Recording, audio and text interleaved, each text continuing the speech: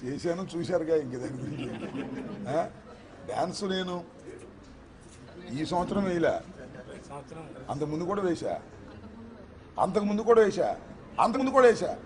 ఎందుకు డ్యాన్స్ వేయవలసి వచ్చింది అంటే నేను గిరిజనులతో అలా ఊపా 2 సంవత్సరాలు. పాట కూడా ఏం పాడలా.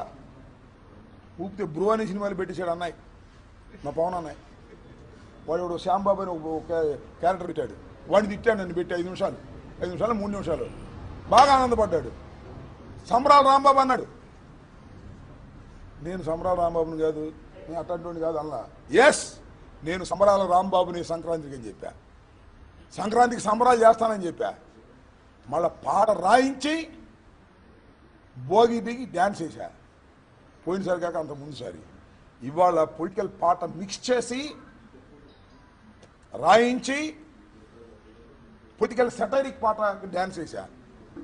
ఎంత అద్భుతంగా చూశారా జనం, ఎంత అద్భుతంగా చూశారు. రాంబాబు గారు పాట 100కి 100 పాళ్ళు కరెక్ట్. దానిలోనే ఉంది. రెడ్ బుక్ నా కుక్క కూడా లెక్క చేయదు. వైఎస్ఆర్ కాంగ్రెస్ పార్టీ వాళ్ళ కుక్క కూడా లెక్క చేసి చెప్పి దాని చివరిలో మొట్టమొదటి నుంచి ఆ పాటకి అర్థంతో కూడినటువంటి విషయాలు రాయించా, దగ్గరుండి రాయించా. భోగి సందర్భంగా వేసా. కడవ సినిమాలు హిట్ లేదో తెలియదు కానీ నాది మాత్రం అద్భుతంగా చూశారు. ఆ డ్యాన్స్ 5 నిమిషాల 3 సెకండ్లు అద్భుతంగా చూశారు జనం.